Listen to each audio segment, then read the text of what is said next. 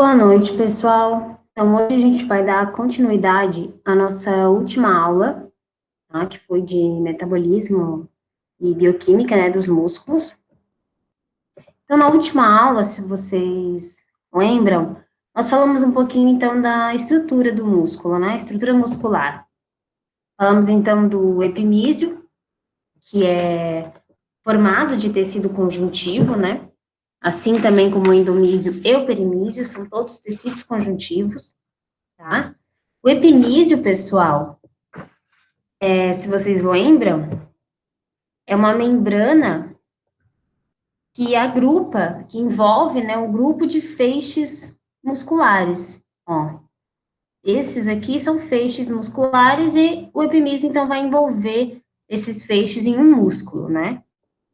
Já o perimísio, pessoal, é uma membrana que vai envolver um conjunto aí de mais ou menos 10 fibras, tá? Esse aqui é o perimísio, que vai envolver aqui, ó. Ele tá por fora dessa parte branca. Já o endomísio, então, é a membrana que vai envolver aí cada grupinho muscular desse, cada fibra dessa, tá bom? Esse, então, é o endomísio. Lembrando que todos de tecido conjuntivo, né?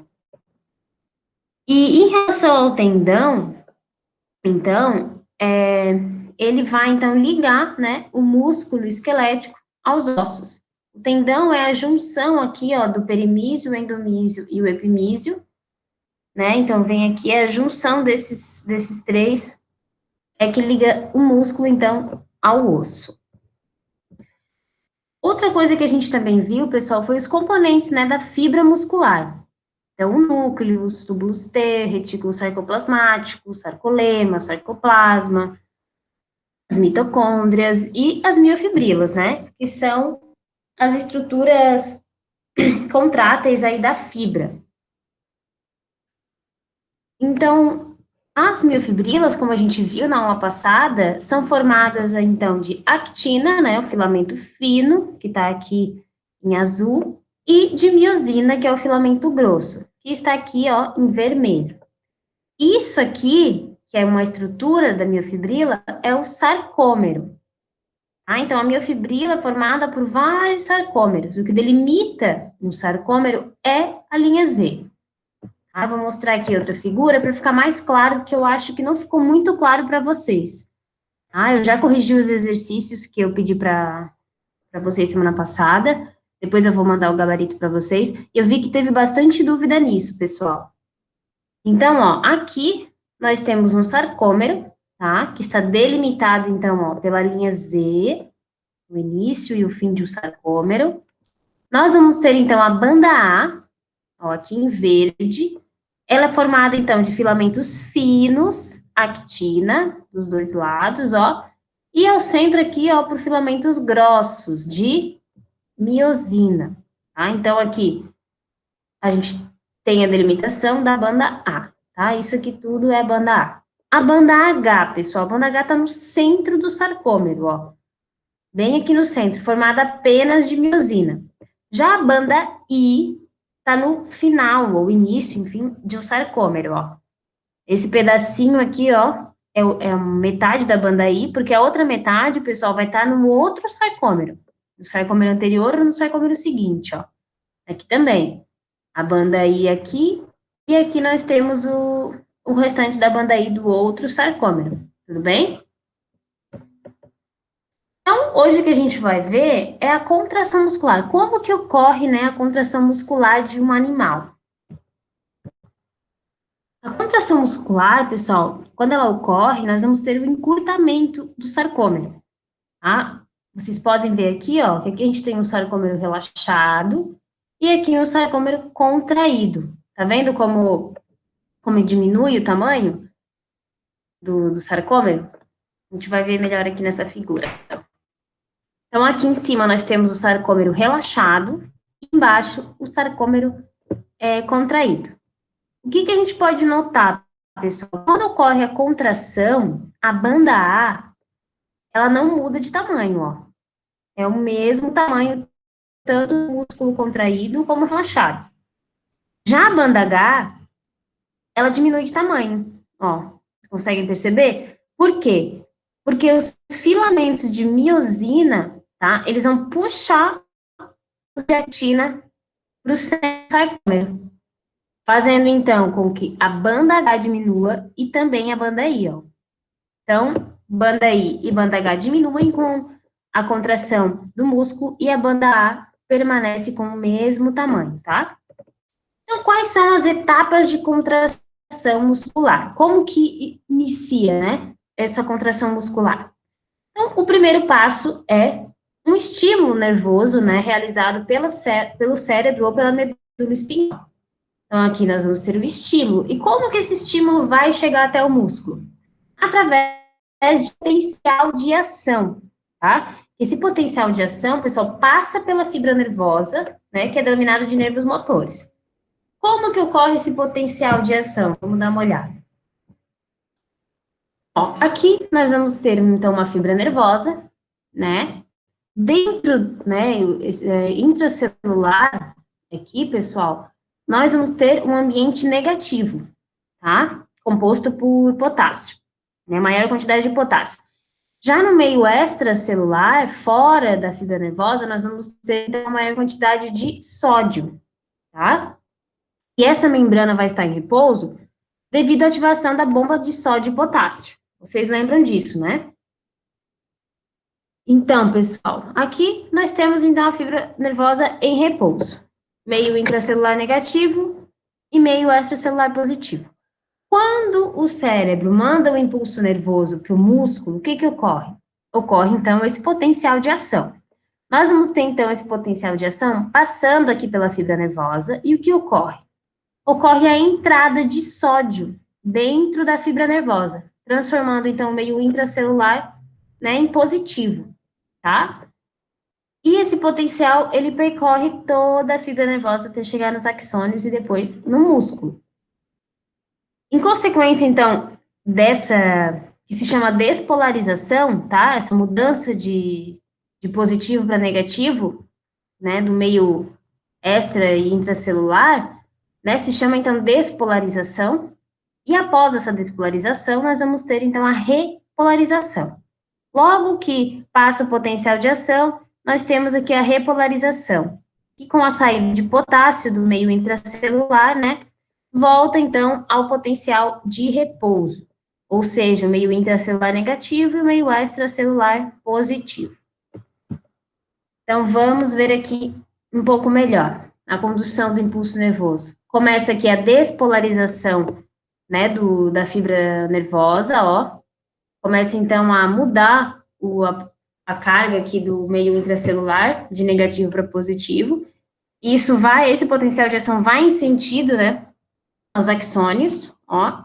E à medida então que o potencial de ação vai percorrendo, né, que vai despolarizando essa membrana, vai acontecendo também a repolarização dessa membrana, né, para voltar então a fibra nervosa ao estado de repouso. Então, um resuminho do que é o potencial de ação, né?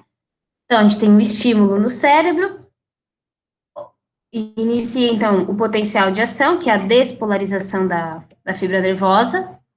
Estamos aqui com a entrada de sódio, né, para dentro da membrana. Acontece logo em seguida, então, a repolarização com a saída de potássio. E, então, nós temos a migração do impulso nervoso até a extremidade do axônio. Tá? Depois que esse impulso nervoso chega na extremidade do axônio, pessoal, então, esse potencial de ação, ele vai atingir a placa motora terminal, tá? Que vai causando, então, a liberação de um neurotransmissor da fibra nervosa, que se chama acetilcolina. E esse neurotransmissor, ele está presente nas vesículas sinápticas, tá? Então, aqui, ó, nós temos os axônios, tá? Que vão transferir esse potencial de ação para a placa motora. Vamos dar uma olhadinha, então, aqui. Aqui nós temos, então, a terminação do axônio, as vesículas sinápticas, que estão com a acetilcolina, tá vendo? Essa acetilcolina vai se ligar na placa motora, tá? Nós temos aqui, então, a molécula receptora, né, a placa motora, que vai tornar, então, vai tornar mais permeável a entrada de sódio, tá? Vai tornar, então, o sarcolema aqui mais permeável à entrada de sódio. Então, do mesmo jeito que ocorreu na fibra nervosa, tá? A permeabilidade ao sódio vai induzir a inversão da polaridade do sarcolema, tá? Da membrana, propagando o estímulo até o final da fibra, né? Ao longo de toda a fibra. Mesma maneira que eu mostrei antes para a fibra nervosa, acontece aqui também no sarcolema. Então, pessoal, vamos dar uma olhadinha aqui, ó. Aqui foi o que eu acabei de falar. Nós temos a liberação, então, da acetilcolina. E lembrem, pessoal, de uma coisa, tá? Quando essa acetilcolina, quando o potencial de ação acaba, né? Na verdade, o efeito dessa acetilcolina, ela dura alguns milissegundos, tá? Porque a enzima acetilcolinesterase, ela é liberada, tá? E ela degrada a acetilcolina, né? O que vai neutralizar aí o estímulo, vai neutralizar o potencial de ação, né? Então, também ajudando a cessar essa contração. Então, mas continuando aqui, se nós temos, então, a entrada do impulso nervoso, né, através da maior permeabilidade, então, ao sódio, né, do sarcolema, nós vamos ter aqui, então, a entrada do NaCl, né, que vai também impulsionar esse potencial de ação, que vai ser propagado ao longo do sarcolema, né, pelos túbulos T. Ó, tá vendo? Depois, o que vai acontecer, então? O potencial de ação nos túbulos T, ele ativa, né, receptores que causam a liberação do cálcio que estava aqui dentro do retículo sarcoplasmático. E esse cálcio vai, então, ser liberado pelas cisternas terminais, né, para o citosol. Aqui. Esses íons de cálcio, o que vai acontecer? Eles vão se ligar à troponina, tá? Que é essa moléculazinha amarela aqui. Na verdade, são 3, né? Vocês lembram que temos 3 troponinas. O cálcio vai se ligar à troponina C, ele vai mudar a conformação dessa troponina. E vocês lembram também que a troponina, ela tá aqui bloqueando, né, o sítio ativo da actina, que vai se ligar com a miosina. Então, quando o cálcio se liga à troponina C e muda a conformação da troponina C, ela libera o sítio ativo da actina. E o que vai acontecer, então? A contração, porque a cabeça da miosina, tá, vai se ligar e desligar alternadamente ao sítio ativo, empurrando para o centro do sarcômero. O que ela faz? Ela está aqui, liga, empurra. Solta, liga, empurra. Solta, liga, empurra. Tá? Por isso que temos o encurtamento do sarcômero, porque ela está sempre empurrando para o centro do sarcômero. E isso ocorre, né, porque nós temos a liberação de energia pela hidrólise de ATP. Lembra que a contração só acontece porque nós temos energia, ATP, tá?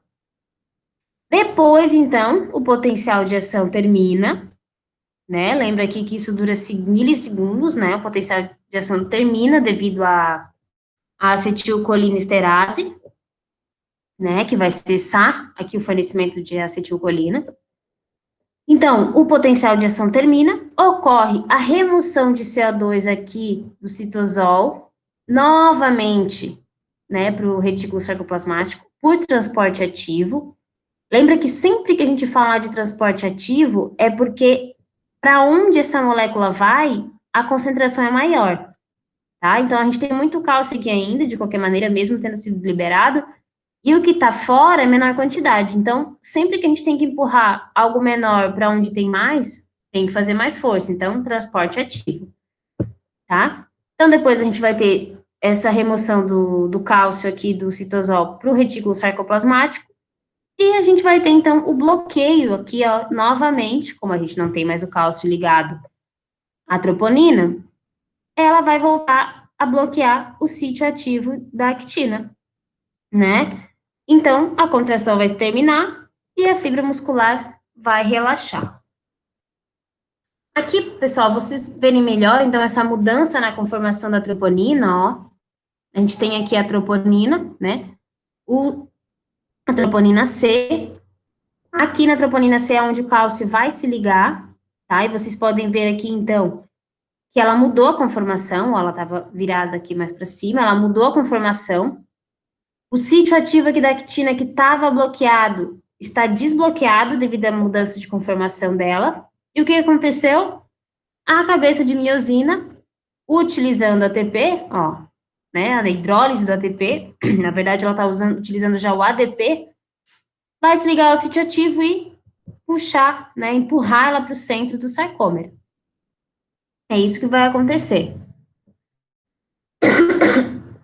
E é isso aqui se chama, pessoal, ó, essa ligação, né, da miosina com a quitina aqui, se chama interação actomiosina, tá bom? Então, como que ocorre, né, esse gasto de energia na contração muscular? Nós temos o ATP, que vai ser, então, hidrolisado, né, e vai virar ADP mais um fosfato inorgânico aqui.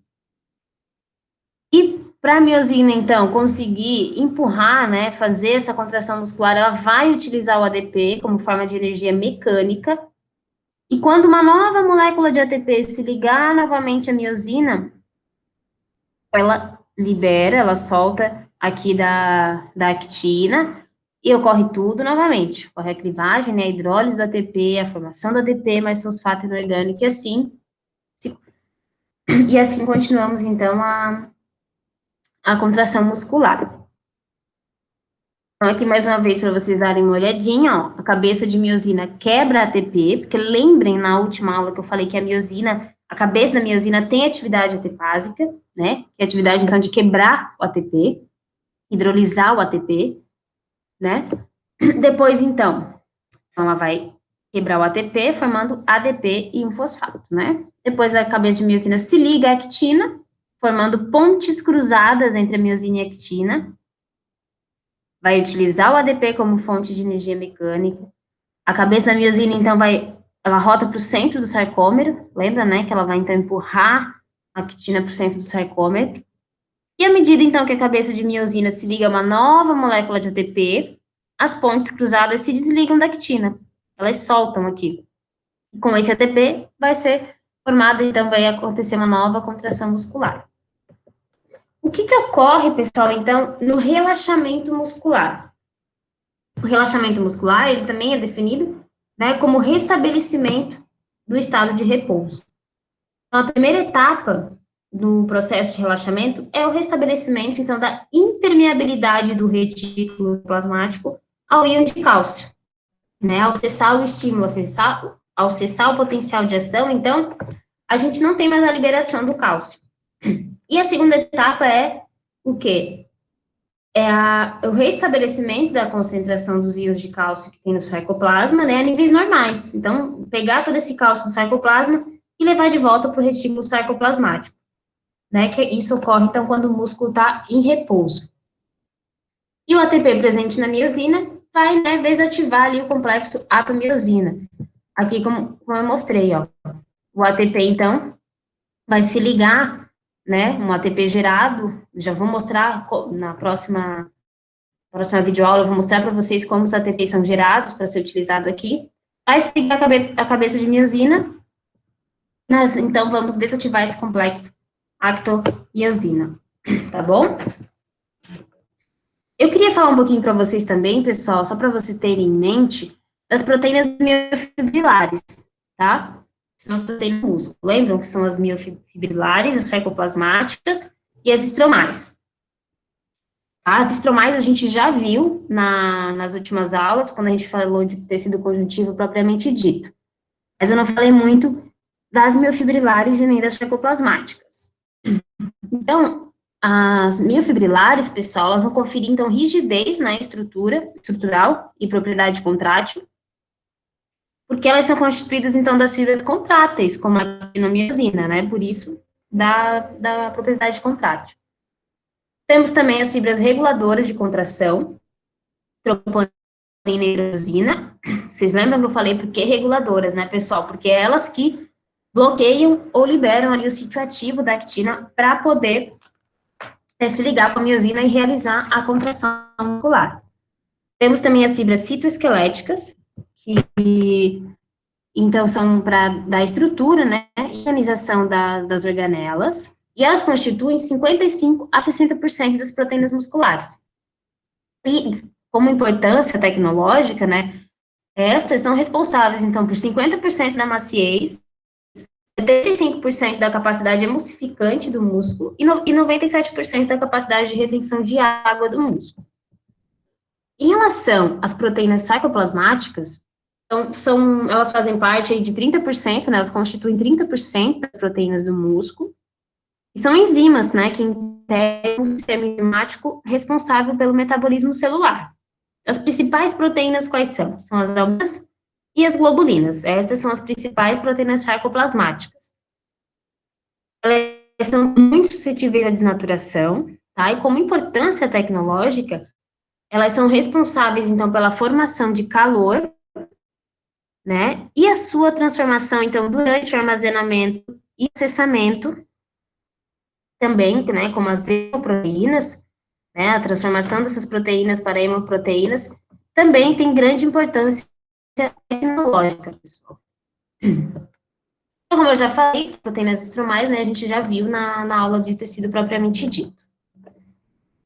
Então, é isso, pessoal, eu espero que tenha ficado claro para vocês, e, por dúvida, então, a gente se fala no final da nossa aula de quinta-feira. Boa noite.